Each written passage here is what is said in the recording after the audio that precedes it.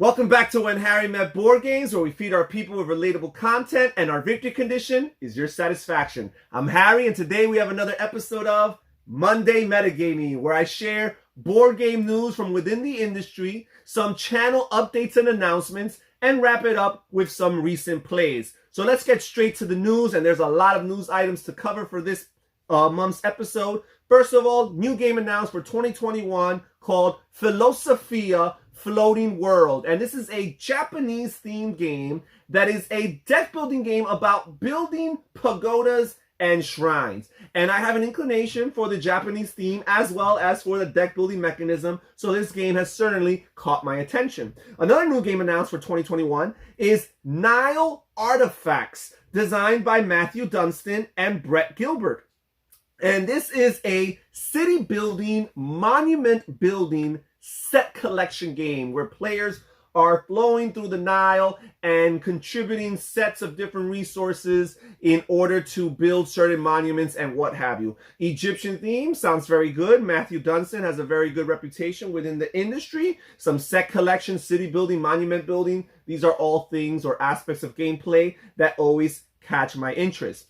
Another new game that's being released shortly is being announced is called fiam, which I believe is the German word for pharaoh. And this is an Egyptian-themed game designed by prolific board game designer Friedemann Fries. And it is a deck building game. And the interesting thing about this game, the Board Game Geek description, is that this is a game about planning. So it's very strategic from the get-go. From early on in the game, you are mapping out your strategy for the long term. So all of those aspects, Egyptian, deck building, planning game, Friedemann Fries.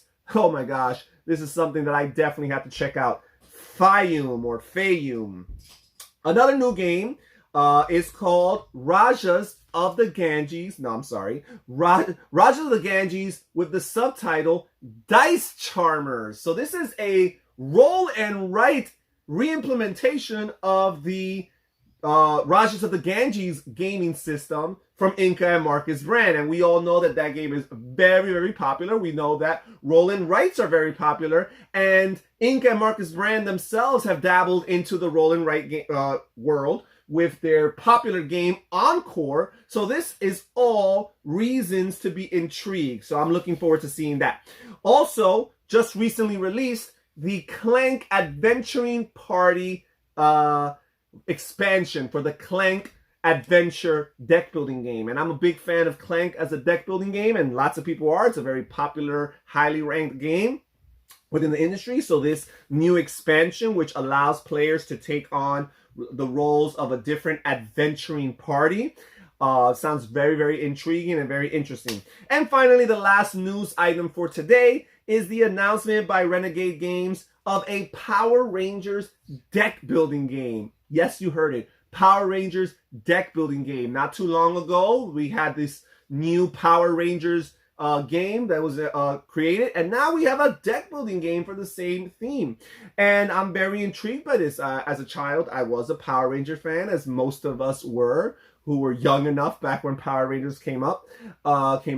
So this is really, really cool. And again, I'm a deck building fan, so very excited and very intrigued by this announcement. And that's it for the news items. Now let's move on to some channel related announcements. And the first thing that I want to announce is, with much gratitude, is that this past month I had 94 new subscribers. 94 new subscribers. Now, there was some casualties along the way. We lost 13 subscribers, but even so, it puts the net at a positive of 81 new subscribers for a total of 342 subscribers for this young channel. So I want to thank all of you who are watching this video, who have subscribed to our channel, who follow our content, who click on those like buttons, those thumbs up buttons, who comment down below. We appreciate all the support that you give in our channel and how you've helped us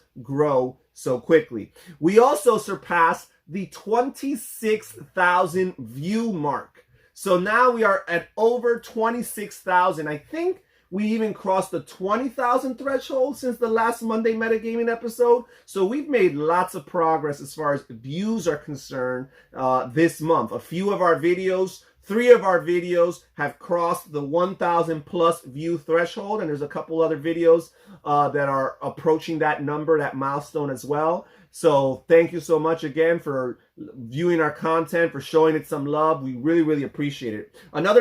And finally, I'd like to announce the creating of my own Patreon account. I just opened up an account on patreon.com.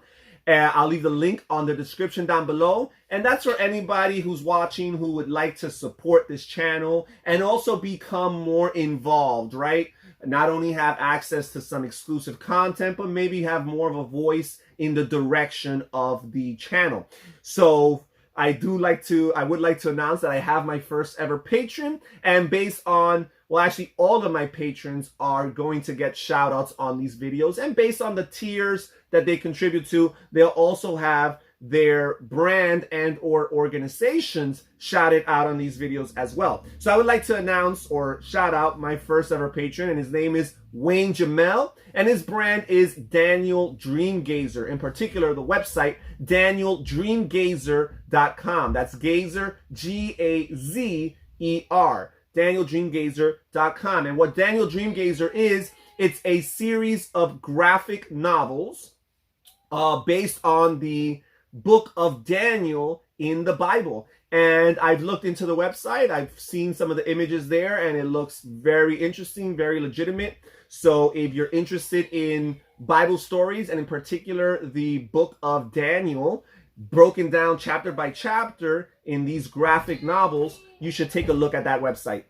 So thank you, Wayne, for showing this channel your support and your contributions through Patreon. I really appreciate it. So that's it for the channel announcements. Now I would like to cover a few of the recent plays, focusing on new games, but not all the new games I've learned, because I learned a good amount of new games this month. Just a few. I'm just going to highlight a few, the ones that stood out the most to me. And of course, I'm going to start off with Wingspan right here. Mega popular, hugely successful game where players are all running their own natural reserves here. Planting birds or playing birds into their respective habitats. You have a forest, and you have a grassland, and you have a wetland, and certain birds only can be accommodated in certain habitats, right? Other birds, a few of them are more versatile, and you can put them in any of the respective habitats. And it's an interesting engine building system where you're managing lots of resources. You're managing food that you need to feed these birds in order to play them. You're also managing the eggs that they hatch or the eggs that they lay in order to score points at the end of the game. But also the eggs are a resource within the game in order to play more birds, right? So you're factoring all these things in and you're balancing that. You also have end of round goals for each of the respective rounds. There's 4 rounds in this game. And you're factoring those things in along with one of your special missions or secret objectives that you draw at the beginning of the game. So those things, if they piggyback off one another, that's amazing. But you're factoring all those things in, as well as the fact that each of the respective bird cards gives you a different amount of victory points. And they also have different benefits, either special abilities that get triggered throughout the game, or their capacity even for withholding or holding on to eggs, right? You want birds that have a higher capacity, that can have more eggs placed on them, because no matter how many eggs you lay, if you don't have enough birds that have capacity to hold on to those eggs, then it's a moot point. So really cool, really beautiful game, nice components. Mechanically speaking, very sound, very smooth. That's the word I use to describe this. It's very smooth, very intuitive. Everything was very well made in order to facilitate the learning process of this game. Wingspan. I also learned Palazzo right here, designed by Rainer Knizia. Not nearly as pretty of a game. I really like this game, though. I'm a big fan of Alhambra, and this game is very reminiscent of Alhambra. Very similar concept of players using money cards, different color-coded money cards to acquire different tiles, to place them in their tableau in a certain arrangement, right? A certain way of placing them, a certain pattern. In this game, there are differences, though. You're laying buildings, and it's just about how many levels the buildings have, 1, 2, 3, 4, and 5. So you need to follow a number 2 level and place something higher than that. You can't place a 1 level above a 2 or even another 2 level. You need a 3, a 4, or a 5, and the levels only go up to 5. And the higher you construct your edifices, the more points they'll score for you. The more windows and or doors that the tiles have on them, the more points they'll score for you. If you can create a monolithic, structure with just one type of resource, one material, or 3 different materials in the game, that will score more points for you. So there's a lot of these things that you're factoring in. Also, any buildings that only have 1 level will actually lose you points. Really cool, really nice. I like the idea that it's not just straight up buying. I mean, there is one section on the main board that are for tiles that you could just straight up buy, but the other sections have tiles that you can throw up for auction. So that is very, very intriguing. It adds another wrinkle to the idea of Alhambra that's not there in the original Alhambra. And also, when you collect money, you collect 3 cards, but you have to give one of the cards to your opponent. Or there's more opponents, you'll collect 2 plus the amount of players or other players in the game. And then again, you collect 2 of those cards and give 1 each to every of your opponents. So every time you collect money, you are giving your opponents some money as well. So that's a very interesting balance you're trying to find when you choose that action. Really cool, really fun game. Not pretty looking at all, but I've enjoyed it a lot. So, and the last game, I'm not going to get it because it's a heavy big box and it's underneath a bunch of other big heavy boxes, but I'll post up a nice little picture over here. And that is Shadow Rift. And that is a deck building game by Jeremy Anderson, fantasy themed village defense deck building game that I've been interested in since pretty much the moment I got into the hobby. It was one of the earlier deck building games that caught my attention, but because it fluctuates from being in and out of print, it had a second edition and so on and so forth. And even when it's in print, it's a very expensive game. It's taken a while for me to finally get it and eventually get it to the table, but I have gotten to the table and it's been really good. It's very different. It's a very heavy deck building game. I'd say it's the heaviest of all the deck building games I've ever played because it has so many moving pieces. It really reminds me of Robinson Crusoe, which is not a deck building game.